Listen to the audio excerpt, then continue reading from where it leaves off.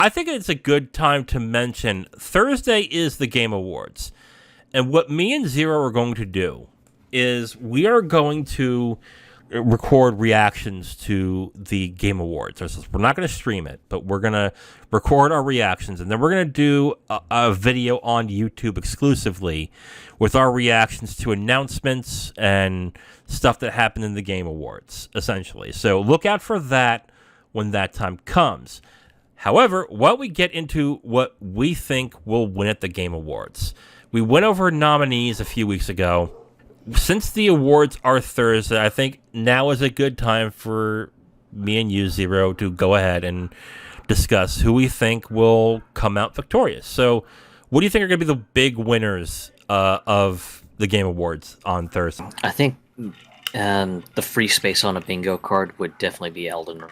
I just foresee that one just sweeping a bunch because you've got player polls now, and I know that the game was beloved by many critics earlier this year, so if any of those critics happen to be on the Game Awards panel, then I expect them to likely go, yeah, Elden Ring, because that game was awesome. So that's my take on it. Yeah, I thought that there was a chance that Ragnarok might pull ahead if the word of mouth started getting much bigger as to the quality of Ragnarok, but we're time now where some critics are now pointing out the flaws of Ragnarok and essentially saying along the lines of it's not really a next-gen God of War, and there's pacing issues here and there.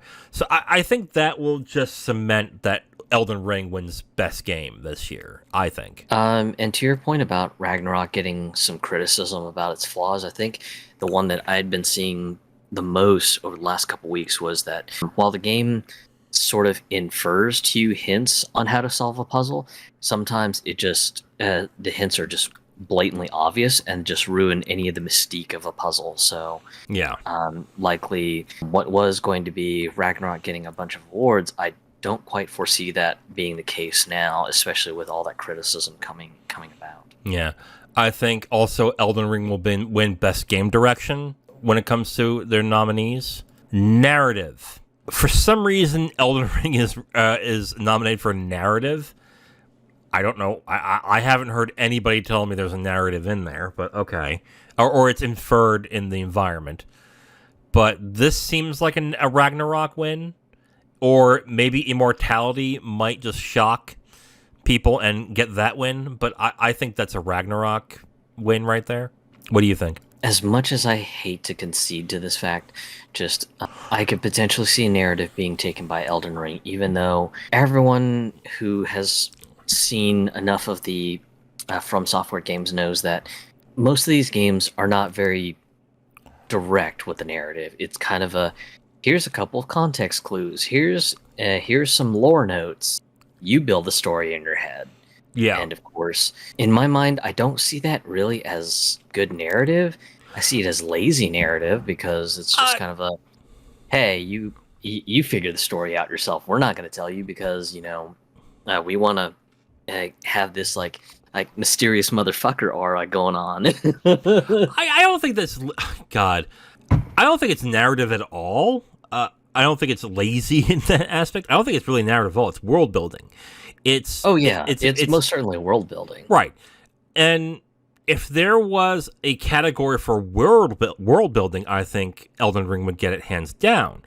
But because there isn't, it's kind of shoehorned here in narrative. And like you said, narrative in FromSoft games, I remember from like Dark Souls 3 and Dark Souls 1, is in pieces, and it's up to you to either figure it out yourself or go to YouTube and find a YouTube channel that does Dark Souls lore, essentially is what that is.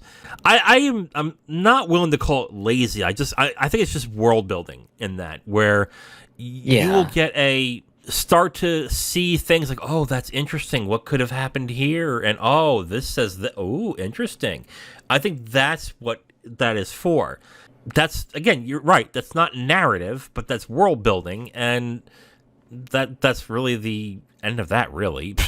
But Yeah, and as said, I mean, just anyone who claims it's narrative, it's just like, no, that's Yeah. not narrative. Nah. And if it was narrative, some people might, like me, would consider it lazy because, just they're relying on you, the player, to build the story in your head. And I'm not saying that, the story should be spoon fed to the player or anything, but I mean, just there should be enough of a pointed direction to say, hey, this is how we, the creators of the game, feel the story is playing out, and here are the following reasons and motivations on why characters A, B, and C are doing a thing. All right. So, but yeah, just I agree with you that if there was a world building category, yeah, just Elden Ring would take it handedly because they get quite detailed on some of the lore entries and even some of the flavor text for things like weapons and armor. But Yeah. that's kind of how I feel on that. I mean, just because it doesn't have an A to B to C narrative doesn't mean it doesn't have a story. I mean, there are movies and there are stories that are allegorical where you have to infer and figure out what the story it's trying to tell. Mulholland Drive is one of my favorite movies of all time, and it's something I've seen 8 or 9 times, and I don't still fully understand it, but I understand there is a story being told. It's just up to me to figure out what that is. But I don't think that's what Elden Ring is doing either. So I agree that it shouldn't be a narrative because I've never heard of anyone saying that there is one, and I don't think any FromSoft game really has had one. But I think this category is where it probably mostly belongs. And that's Best Art Direction, which has Elden Ring, Ragnarok, Horizon Forbidden West, Scorn, and Stray. I think this is an Elden Ring one, hands down. And as I stated in the beginning of this segment, I think Elden Ring's just going to sweep a bunch of awards. Yes. Though in this particular category, I would rather it go to Scorn because Scorn's art direction is absolutely bonkers stuff, and it just looks creepy, macabre. It's got everything in spades, but unfortunately, Scorn is quite a niche game too. So I unfortunately see that game getting snubbed out in this category to be beaten by Elden Ring. Yeah, reviews for Scorn was not great. And in order for these games to really, I don't know, to really win anything, you either have to have a large groundswell of people who will support it, or everyone had to have played it. And when you hear other people saying it's not really that good, there is a good chance that a lot of people have not played the game. So there is a strong chance it's not going to get anything from that as well. So you're thinking this is going to be a Elden Ring blowout, essentially. Yeah, I just have a gut feeling that it's going to be an Elden Ring blowout. I know there's already chatter online, at least in the mobile games segment, Mm-hmm. or one of the other segments for the Game Awards that has Sonic Frontiers fans very upset that supposedly Genshin Impact is paying for favoritism to happen. I don't know where the hell they've gotten that idea, but that's apparently a thing. Wait, So in the mobile game category? it's one of the game categories that Sonic Frontiers is competing with Genshin Impact for. Oh, it's the player's And- voice. Oh, that's what it is. Sorry, mixed that one up. But yeah, the player's voice. There's a bit of controversy right now going on that Sonic Frontiers fans feel that Genshin Impact is getting some unfair favoritism, and that basically Genshin Impact players are resorting to very, very ethically questionable things like hiring bots to vote for Genshin Impact. Supposedly, it's a weird time, and I think really the Sonic Frontiers fans kind of underestimate how wide the impact of Genshin Impact is. But yeah, just kind of a weird situation to happen with the players' voice choices and everything. I thought Sonic Frontiers fans were the ones that were doing that. Because wasn't like I looked at a poll like a couple days ago, and it had Sonic Frontiers and the 5 that are in there right now winning with 80% of the votes. At the time, I was like, "What? Like, why?" Like, Yeah, I guess that has since changed. oh my god. Well, that's gonna be a shit show. Elden Ring will sweep more than likely. let's look at other things. Is there any categories on here that you're sort of interested in that you want to talk about here? Because I'm looking at some of these and I'm like, nothing really floats my boat here. Like, is there anything on here that you want to discuss? I think one of the ones that's going to be likely very, very close is probably most anticipated game because most, if not all, the choices are solid bangers, depending on just what you're into. I mean, you've got Final Fantasy 16, Hogwarts Legacy, Resident Evil 4 Remake, Starfield, Legend of Zelda: Tears of the Kingdom. Very, very solid choices. So Yeah, I think that one will likely be very, very close. I think it'll be Zelda. I don't think it's. It might be close, but it'll end up being Zelda at that point. Best adaptation, which is adaptation of a video game into another creative work. I mean, this is Arcane's to win, I would say. The nominees are Arcane, League of Legends, Cyberpunk Edge Runners, The Cuphead Show, Sonic the Hedgehog 2, and Uncharted. I have not heard anybody say anything nice about Uncharted. Although I'll be to be fair, the people that I listen to when it comes to movies are strictly movie fans, so there's that. But there hasn't really been just either general or mainstream chatter about the movie either, and I'm as casual of a movie fan as it gets. So apparently, take that for what you will. Apparently, it made a good amount of money to where they're going to do a sequel.